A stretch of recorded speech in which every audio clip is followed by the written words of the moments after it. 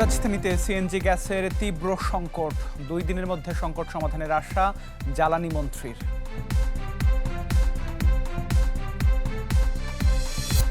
Dhaka Ashulia elevated এক্সপ্রেসওয়ের খরচ বাড়ল প্রায় 10,000 কোটি টাকা, অন্য প্রকল্পে ব্যয় বৃদ্ধির কারণ খুঁজতে তদন্তের নির্দেশ। বিদ্যুৎ বিতরণ ও বিপণন বেসরকারি খাতে দিতে চায় সরকার, জ্বালানি আমদানিতেও এগিয়ে আসার আহ্বান।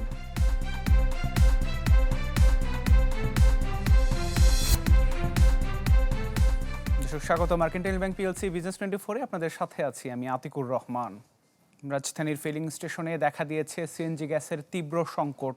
সকাল থেকে সন্ধ্যা পর্যন্ত অপেক্ষা করেও মেলেনি চাহিদা মতো গ্যাস। জ্বালানি ও খনিজ সম্পদ মন্ত্রী জানান, দুর্ঘটনায় একটি এলএনজি টার্মিনাল ক্ষতিগ্রস্ত হয়, সরবরাহ কমেছে। 2 দিনের মধ্যে সংকট সমাধানের আশা করেন মন্ত্রী।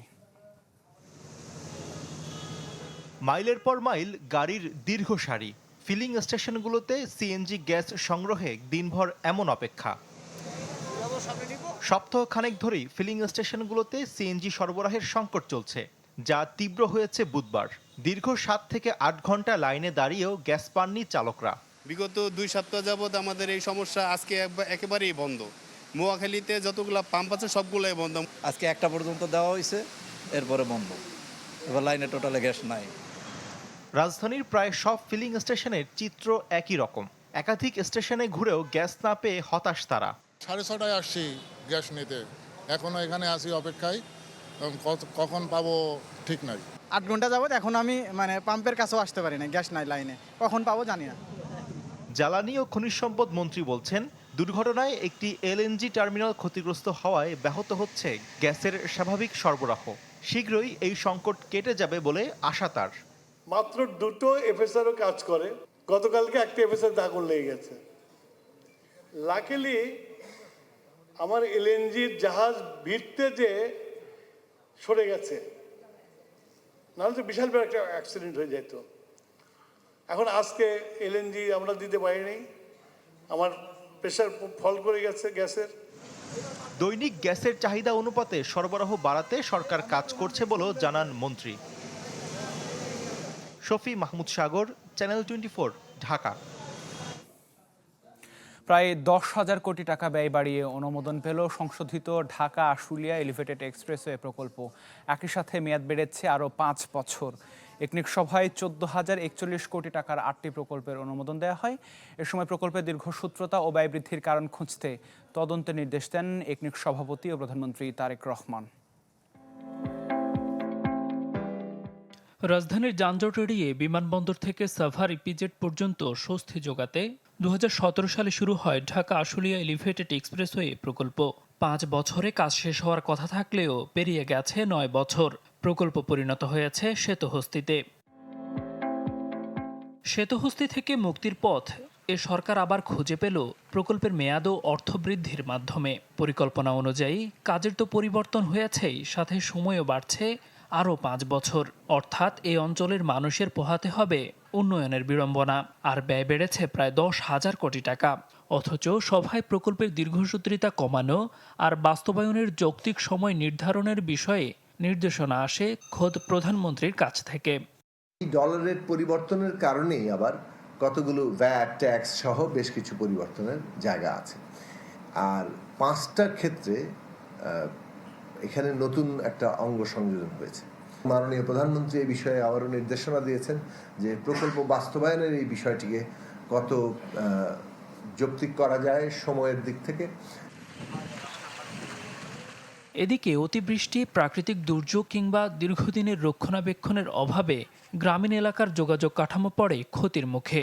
ভেঙে পড়ে সরবরাহ ব্যবস্থা, ক্ষতির মুখে পড়ে সার্বিক অর্থনীতি।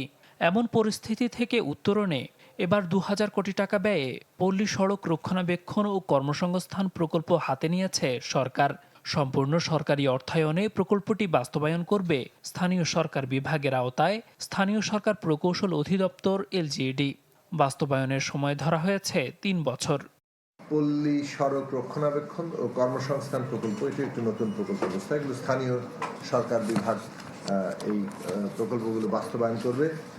চলতি অর্থ বছরের প্রথম এবং বর্তমান সরকারের ষষ্ঠ জাতীয় অর্থনৈতিক পরিষদ নির্বাহী কমিটি একনেক সভায় মোট 8টি প্রকল্প অনুমোদন দেয়া হয়। এসব প্রকল্প বাস্তবায়নে মোট ব্যয় ধরা হয়েছে 14,041 কোটি 21 লাখ টাকা। দিলওয়ার দোলন, চ্যানেল 24, ঢাকা। নতুন অর্থ বছরের 3 লাখ কোটি টাকার বার্ষিক উন্নয়ন কর্মসূচি এডিপিতে প্রকল্প 1000-এর বেশি, যার মধ্যে আগের অর্থ বছর থেকে চলমান প্রকল্প হিসেবে এসেছে 468টি, যেখানে নির্ধারিত সময়ে কাজ শেষ না হয় মেয়াদ বাড়ানো হয়েছে প্রায় 400 প্রকল্পের। শুধু তাই নয়, 10 বছরেরও বেশি সময় ধরে টেনে নেওয়া হচ্ছে অন্তত 50টি প্রকল্প। এমন বাস্তবতায় প্রকল্প বাস্তবায়নে গতি ও জবাবদিহিতা নিশ্চিতে বাড়তি মনোযোগের তাগিদ বিশ্লেষকদের। দেলোয়ার দোলনের প্রতিবেদনে বিস্তারিত। নতুন অর্থ বছরে এডিপিতে প্রকল্পের সংখ্যা বাড়লেও কমছে না ঝুলে থাকা প্রকল্পের জট। সময় মতো কাজ শেষ না হওয়ায় পুরনো প্রকল্পের সংখ্যা বাড়ছে মেয়াদ ও ব্যয়। পরিকল্পনা মন্ত্রণালয়ের তথ্য বলছে 2026-27 অর্থ বছরে এডিপিতে মোট প্রকল্প 1108টি। এর মধ্যে আগের অর্থ বছর থেকে চলমান প্রকল্প হিসেবে এসেছে 468টি, আর মেয়াদ বাড়ানো প্রকল্পের সংখ্যা 377টি। রয়েছে 10 বছরের বেশি পুরনো বাস্তবায়নাধীন প্রকল্প 47টি।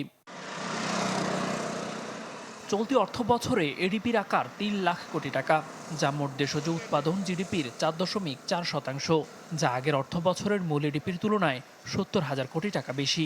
এমন পরিস্থিতিতে অর্থনীতিতে সহায়ক প্রকল্পে বিনিয়োগ বাড়ানোর পরামর্শ বিশেষজ্ঞদের। বছরের লাস্ট 3 মাসে এডিবি বাস্তবায়নের ক্ষেত্রে একটা হিড়িক পড়ে যায়। এর ফলে যেটা হয় কি, কোয়ালিটি অফ পাবলিক স্পেন্ডিং সেটা কিন্তু খুব খারাপ হয়। যেখানে এই বছর 1 লক্ষ কোটি টাকা আমরা খরচ করতে পারি নাই, সেখানে আগামীবার 3 লক্ষ কোটি টাকা কেন খরচ করব? আর টাকা খরচ করা মানেই কিন্তু এডিপি বাস্তবায়ন নয়। এডিপিতে অগ্রাধিকার পেয়েছে পরিবহন, জ্বালানি, শিক্ষা, স্বাস্থ্য এবং মানব সম্পদ উন্নয়নের মতো খাত। যদিও অর্থনীতিবিদরা বলছেন বড় আকারের এডিপি বাস্তবায়নে কাটিয়ে উঠতে হবে বিগত সময়ের দুর্বলতা। তুমি একদিকে নিউ পে স্কেল দিতে চাইছ, আর এদিকে এত সাইজ অফ দ্য গভর্নমেন্ট অনেক বড় না, বড়, সেটা কমাইতে হবে। থোক বরাদ্দের অধীনে প্রকল্প ব্যবস্থাপনায় সেই ক্ষেত্রে প্রধানমন্ত্রীর অফিসের একটা নজরদারি প্রতিষ্ঠা করা হবে, সেইটা মন্দের ভালো আমি মনে করি। আমাদের এডিপি বাস্তবায়ন নামে একটা ভুল তথ্য বা ভুল পরিসংখ্যান দেওয়া হয়।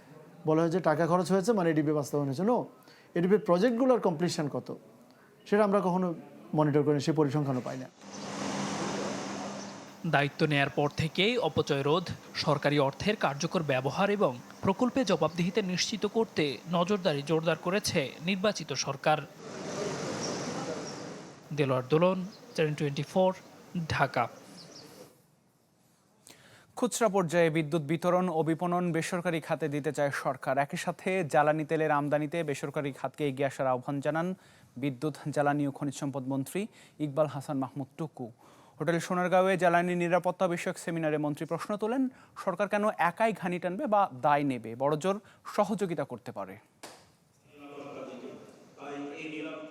জ্বালানি নিরাপত্তা ও রূপান্তর নিয়ে হোটেল সোনারগাঁওয়ে এক সম্মেলনে যোগ দেন সরকারি বেসরকারি অংশীজনরা। এ সময় বেসরকারি উদ্যোক্তা ও কারিগরি সহায়তায় যুক্ত বিশেষজ্ঞরা তাদের মতামত তুলে ধরেন। উঠে আসে জীবাশ্ম জ্বালানির উপর নির্ভরতা কমিয়ে নবায়নযোগ্য জ্বালানির দিকে যাত্রার নানা দিক। ট্যাক্স পদ্ধতির মাধ্যমে যে প্রাইস কন্ট্রোল করা মার্কেটে, that can be in favour of more efficient appliances. আমাদের অনেকে বক্তব্য বলে যে ভাই সোলারের প্রাইস এই, সোলারের প্রাইস যদি এই হয়, আপনি যদি ট্যাক্স বেশি করে বাড়ায় দেন, সোলার প্রাইস তো বাড়বেই। তিতাস বাপেক্স এনার্জি রেগুলেটরি কমিশনও তাদের সুবিধা অসুবিধা তুলে ধরেন। গ্যাসের ডিমান্ড হচ্ছে 2200 মিলিয়ন কিউবিক ফিট, তো সেই জায়গার মধ্যে আমি যদি 1700 পাই তাহলে স্মুথলি মোটামুটি চালাতে পারি। এখন যদি আজকে যদি দেখেন, এই সকালে মিটিং করে আসলাম, একটা এলএনজি টার্মিনাল বন্ধ, তো স্বাভাবিকভাবেই আমার উপর প্রেশারটা আসে। বিদ্যুতের ক্ষেত্রে আমাদের বর্ধিত উৎপাদন ক্ষমতার জন্য কি হচ্ছে, আমাকে বর্ধিত খরচ করতে হচ্ছে, বর্ধিত ক্যাপাসিটি চার্জ দিতে হচ্ছে, যেখান থেকে আমরা বেরিয়ে আসতে পারতেছি না। বিদ্যুৎ ও জ্বালানি মন্ত্রী বলেন, অপরিকল্পিত বিদ্যুৎ ও জ্বালানি খাতকে পরিকল্পিত করতে কাজ করছে সরকার। তারই অংশ হিসেবে খুচরা পর্যায়ে বিদ্যুৎ বিতরণ ও জ্বালানি আমদানিতে বেসরকারি খাতকে এগিয়ে আসার আহ্বান জানান মন্ত্রী। Government cannot do retail business. I can produce, I can go for generation, bulk আমি বিক্রি করতে পারি, but not the retail. Retail should be with the private. তো ডিস্ট্রিবিউশনটা আমরা প্রাইভেট করতে চাই এবং prime minister has given me a consent.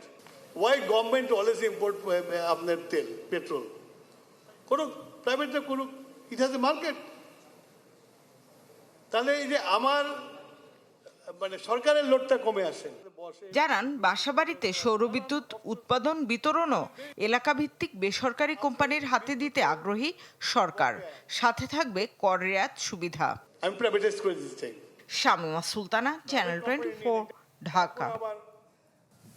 নবায়নযোগ্য জ্বালানি, আধুনিক পরিবহন ব্যবস্থা, তথ্য প্রযুক্তি এমন কয়েকটি খাতে 200 কোটি মার্কিন ডলার বিনিয়োগ করতে চায় আরব আমিরাতের দুই প্রতিষ্ঠান ইকুইলাইন ফিন্যান্স এবং ফামিনাস ইনভেস্টমেন্ট গ্রুপ।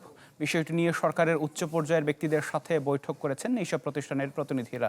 চ্যানেল 24-কে দেয়া বিশেষ সাক্ষাৎকারে প্রতিষ্ঠান দুটির কর্ণধার সালাহ আল নাসের জানান, সরকারের সাথে চুক্তি চূড়ান্ত হলেই বিনিয়োগ বাস্তবায়নে কাজ শুরু করবেন তারা। শফি মাহমুদ সাগরের রিপোর্টে বিস্তারিত। নানামুখী উদ্যোগ সত্ত্বেও গেল কয়েক বছর ধরেই দেশে চলছে বৈদেশিক বিনিয়োগ খরা। সবশেষ 2025 সালে বিনিয়োগ এসেছে 178 কোটি ডলার। জাতিসংঘের বাণিজ্য উন্নয়ন সংস্থা আংটাডের প্রতিবেদন বলছে, বিগত বছরের তুলনায় যা কিছুটা বাড়লেও বৈদেশিক বিনিয়োগে ঘানা, উগান্ডার থেকেও পিছিয়ে বাংলাদেশ। বিনিয়োগ আকর্ষণে নতুন সরকার নীতিগত নানা সংস্কারের উদ্যোগ নিয়েছে, যার ফলে বিনিয়োগে আগ্রহ দেখাচ্ছে বিদেশি নানা প্রতিষ্ঠান। আবুধাবি ভিত্তিক বিনিয়োগকারী দুই প্রতিষ্ঠান ইকুয়ালাইন ফাইন্যান্স ও ফামিনাস ইনভেস্টমেন্ট গ্রুপ বাংলাদেশের গৃহায়ন, স্বাস্থ্য, কৃষি, পরিবহন, জ্বালানি সহ বিভিন্ন খাতে $2 বিলিয়ন বড় বিনিয়োগ আনতে চায় তারা। ইতোমধ্যে প্রতিনিধি দল বৈঠক করেছে খাত সংশ্লিষ্ট মন্ত্রণালয়ের সাথে। Our technical team with the government technical team starting already discussing and starting to taking the information and data for all this. For us, we are a private sector. We are ready to start anytime. নবায়নযোগ্য জ্বালানি, বন্দরের আধুনিকায়ন, data centre প্রতিষ্ঠায় বিনিয়োগে বিশেষ গুরুত্ব দেওয়া হবে বলে জানান প্রতিনিধি দলের নেতৃত্ব দেয়া সালাহ আল নাসের। পরিবহন খাতে স্বস্তি আনতে বৈদ্যুতিক বাস পরিচালনার পরিকল্পনাও আছে বিনিয়োগকারীদের।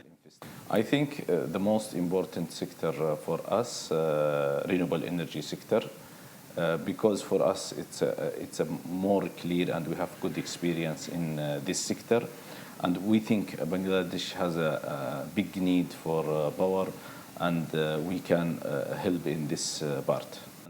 বিনিয়োগ বান্ধব নানা সংস্কারের জন্য সরকারের প্রশংসা করলেও পদ্ধতিগত জটিলতা নিরসনে কার্যকর পদক্ষেপ নেওয়ার আহ্বান জানান তিনি। We like them to speed the procedures. That they can do as they can do, make things more fast. Shafi Mahmud Sagar, channel 24, Dhaka.